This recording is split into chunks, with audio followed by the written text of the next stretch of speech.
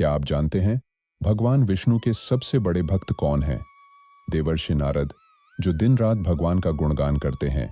उन्हें भी एक बार यह भ्रम हो गया था कि वही सबसे बड़े भक्त हैं, लेकिन भगवान विष्णु ने उनकी परीक्षा ली और एक ऐसा सच सामने लाया जिसे सुनकर आप भी चौंक जाएंगे। तो चलिए इस अद्भुत कथा की शुरुआत करते हैं, जो आपको भक्ति का सच्चा अर्थ समझाएगी। एक बार देवर्षि नारद के मन में यह अभिमान पैदा हो गया कि वे ही भगवान विष्णु के सबसे बड़े भक्त हैं। वे सोचने लगे, मैं रात दिन भगवान विष्णु का गुणगान करता हूं, फिर इस संसार में मुझसे बड़ा भक्त और कौन हो सकता है। किंतु पता नहीं श्री हरि मुझे ऐसा समझते हैं या नहीं। यह विचार कर नारद भगवान विष्णु के पास क्षीर सागर में पहुंचे और उन्हें प्रणाम किया। विष्णु जी बोले, आओ नारद, कहो कैसे आना हुआ। नारद बोले, भगवान, मैं आपसे एक बात पूछने आया हूं। भगवान विष्णु बोले, मैं तुम्हारे मन की बात जानता हूं नारद, फिर भी तुम्हारे मुंह से सुनना चाहता हूं। नारद ने कहा, हे देव, मैं जीवन भर आपका गुणगान करता रहा हूं। पल पल हर क्षण मुझे बस आपका ही ध्यान रहता है। आप मुझे यह बताइए कि क्या मुझसे भी बड़ा आपका कोई अन्य भक्त है संसार में।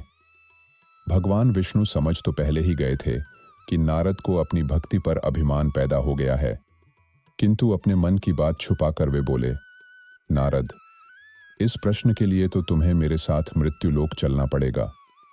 नारद बोले, ठीक है भगवान, मैं मृत्युलोक चलने के लिए तैयार हूं। भगवान विष्णु नारद को लेकर मृत्युलोक चल पड़े।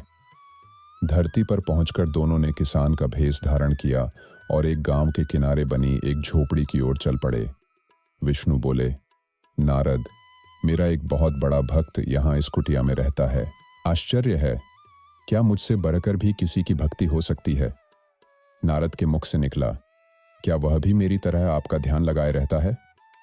आओ, स्वयं ही जान लोगे। विष्णु ने कहा और उस कुटिया की ओर बढ़ गए। किसान उस समय कुटिया के बाहर अपनी गाय को बांध रहा था। उसके मुख से हरि हरि गोविंद का स्वर निकल रहा था।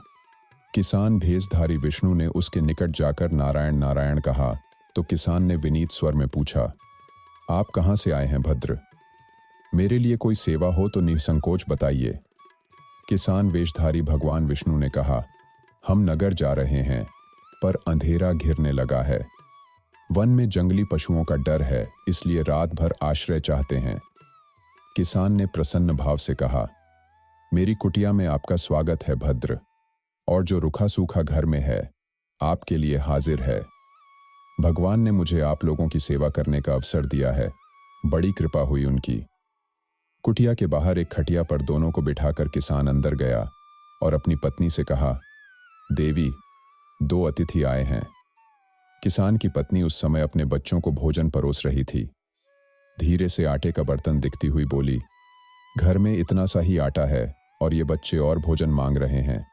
किसान बोला, कोई बात नहीं, हम अतिथियों को भरपेट भोजन कराएंगे। तुम बच्चों को आज कांजी बनाकर पिला देना। नारद और भगवान विष्णु ने उन दोनों का सारा वार्तालाप सुना, फिर भी परीक्षा के लिए भोजन करने के लिए बैठ गए। जब दोनों भरपेट भोजन कर चुके तो नारद सोचने लगे, यह सीधा साधा गृहस्थ भगवान का सबसे बड़ा भक्त कैसे हो सकता है।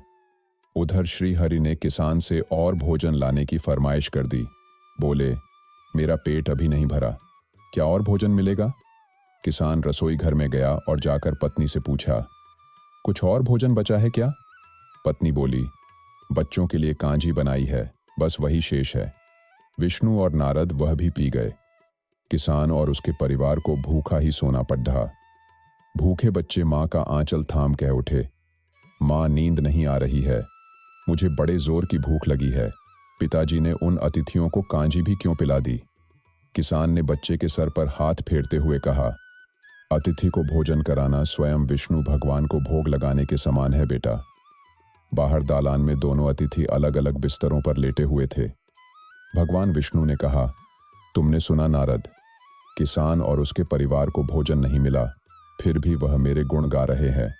यह तो कुछ भी नहीं है, मैंने तो कई कई दिनों तक भूखे रहकर आपका स्मरण किया है। नारद बोला, अगले दिन सुबह उन्होंने देखा किसान भगवान विष्णु की मूर्ति के सामने कह रहा था, गोविंद हरि हरि। तुम सदा मेरे मन में बसे रहो, बस मुझे कुछ और नहीं चाहिए। फिर दोनों अतिथियों से बोला, हरि की बड़ी कृपा है, वही जग का रखवाला है। प्रभु की दया से रात को कोई कष्ट तो नहीं हुआ। जब तक आपका जी चाहे तब तक आप दोनों यहाँ रहे। मैं खेत पर जा रहा हूँ। किसान भेषधारी श्री हरि बोले, हम भी तुम्हारे साथ चलेंगे, यदि तुम्हें कोई आपत्ति न हो तो। नारद और विष्णु भगवान किसान के साथ उसके खेत पर गए। किसान बोला, यही है अपना खेत, अब मैं अपना काम करूंगा। गोविंद हरि हरि। नारद बोले, तुम तो सत्पुरुष हो, भगवान के बड़े भक्त हो, हर घड़ी उनका नाम लेते रहते हो। किसान बोला, अरे कहाँ, काम से जब भी थोड़ा बहुत समय मिलता है तभी उनका नाम लेता हूं। नारद ने पूछा, कब कब मिलता है समय? किसान बोला, सुबह उठता हूं तब, रात को सोता हूं तब, और दिन में जब भी काम से समय मिल जाए। ओ समझा, नारद के मुख से निकला। दोनों जब किसान से विदा लेकर चले तो नारद ने व्यंग्यात्मक स्वर में कहा, आपने सुना भगवान, वह सुबह शाम 2 बार ही आपका स्मरण करता है, जबकि मैं हर समय ध्यान करता हूं। फिर भी आप उसे महान भक्त बताते हैं। नारद की बात सुनकर श्री हरि चुप रहे, किंतु मन ही मन उन्होंने कहा, कारण भी जान जाओगे नारद। विष्णु ने एक कलश को तेल से लबालब भरकर नारद को दे दिया और बोले, नारद, इसे अपने सिर पर रखकर बिना हाथ लगाए सामने वाली पहाड़ी तक ले चलो। ध्यान रहे, इस कलश में रखे तेल की एक बूंद भी जमीन पर गिरने न पाए। नारद बोले, यह कार्य सहज तो नहीं है। यह कहकर नारद ने कलश सिर पर रख लिया और पहाड़ी की ओर चल दिए। नारद पहाड़ी तक गए और लौट आए। विष्णु बोले, लौट आए नारद? ठीक है, अब ये बताओ कि इतनी दूर जाने और आने में तुमने कितनी बार मेरा स्मरण किया है? नारद बोले, एक बार भी नहीं भगवान, करता भी कैसे, मेरा सारा ध्यान तो तेल और कलश की तरफ लगा हुआ था। श्री हरि बोले, तब तुम ही सोचो। वह किसान दिन भर कठिन परिश्रम करता है, फिर भी 2-4 बार मेरा स्मरण जरूर करता है, और तुम एक बार भी मेरा स्मरण नहीं कर पाए। विष्णु की बात सुनकर नारद के अंतर्चक्षु खुल गए। वह श्री हरि के चरणों में गिरकर बोले, मान गया प्रभु, जो संसार के झंझटों में रहकर भी आपका स्मरण करते हैं वे ही सबसे बड़े भक्त हैं। कहानी अच्छी लगी तो लाइक करें और ऐसी कहानियों के लिए हमारे चैनल इंस्पिरेशनल गायन को सब्सक्राइब करें।